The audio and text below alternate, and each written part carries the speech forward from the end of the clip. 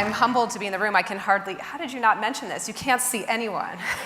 I can hear you all in the back of the room, but I'm certainly humbled to be here in a room full of tremendous people and physicians, all of us who share a passion for what we do for our patients every day. So we like to tell stories, although it occurs to me as physicians, we oftentimes can't share our stories out of respect for the confidentiality of our patients. But tonight we're sharing.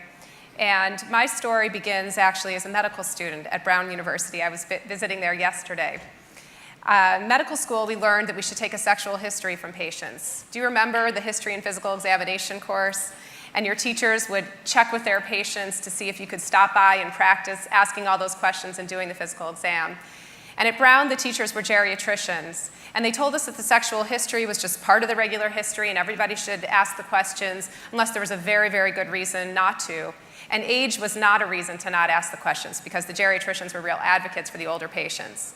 So I went off to Rhode Island Hospital. This made sense to me, by the way. I didn't find it particularly shocking or unusual.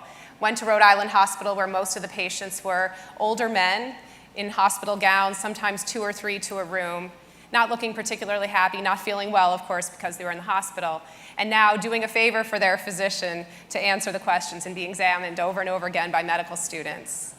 And it was at the point in the history where I said, well, and do you have a sexual partner? And what's that like, and how's your sex life? Where the man went from being a sick older patient to a person with a twinkle in his eye and a story to tell. I thought this was very interesting and exciting, and as a medical student, all we want to do is something that makes the patients feel better, and usually we're just superfluous. We have no role. We're aggravating and annoying. But it seemed that asking the sexual part of the history was a way to connect with people, and it became an interest for me for my research. So fast forward a few years later, now I'm a resident in obstetrics and gynecology here in Chicago at Northwestern Memorial Hospital. I'm on call, I'm taking care of patients on the gynecology oncology service. And it was one of those nights where you can see maybe you're gonna get some sleep. So I went to the 14th floor and I thought, I'll tuck in my patients. You have this idea, if you just tuck them in, then everything will be okay. And I stopped in to see Mrs. Jones, we'll call her, who was there. Her family had brought her in. She was really at the end of her life with endometrial cancer. And they brought her to the hospital for us to help her die in peace. And I said to Mrs. Jones, if something should happen to you tonight, tell me, what should we do? Who would be the person to call to help make a decision on your behalf? And her son stepped forward and he had his business card ready with his phone number, and he said, if anything should happen, you should call me. And I sort of surveyed the room, including Mrs. Jones, and I got the assent, the heads were nodding, and I thought, okay, this is fine. I tucked it into my pocket, I said goodnight, and of course, let's hope it'll be a peaceful night. And I went back down to the call room and I took off my pink dirty clogs and left them by the door, got into bed, and the phone rang, and it was the nurse from the 14th floor, and she said, Mrs. Jones' family has left and she'd like to speak with you. I went back to the room and she was holding another piece of paper with another man's name and a different phone number. And she said, Dr. Lindau, something should happen tonight. This is who you need to call. So I said, well, who is this? And she said, well, my family knows him as my next door neighbor, but I've been a widow, Dr. Lindau, I've been a widow for a long time, and this man is my companion, he's my partner, and he's my lover, and my family doesn't know that. But if something should happen to me, he's the person you should call. So I said, well, let's hope it's a peaceful night. And I went back downstairs. Of course, there was no more sleep. And I felt a terrible ethical dilemma. And in fact, working with the McLean Center in Clinical Medical Ethics at the University of Chicago has become part of my pursuit to try to understand the ethics of caring for patients. But I thought, this is really unfair. This woman, here she is at a critical moment of her life, really the end of her life.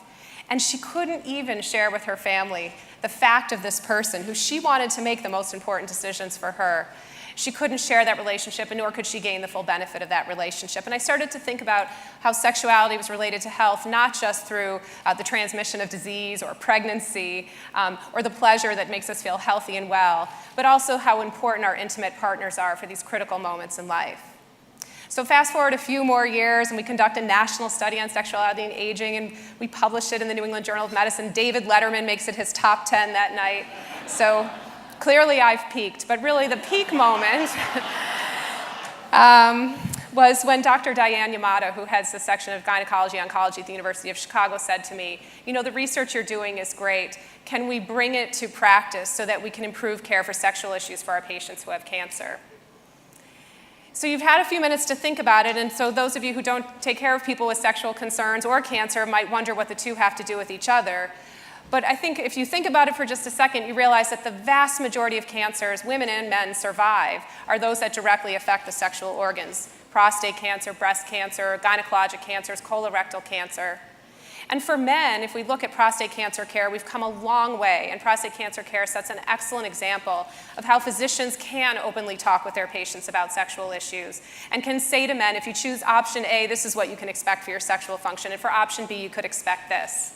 Unfortunately, for women's cancer care, we're further behind. Cancer doctors need to cure cancer, and that's what patients and doctors, when we're facing these scary times, really need to do.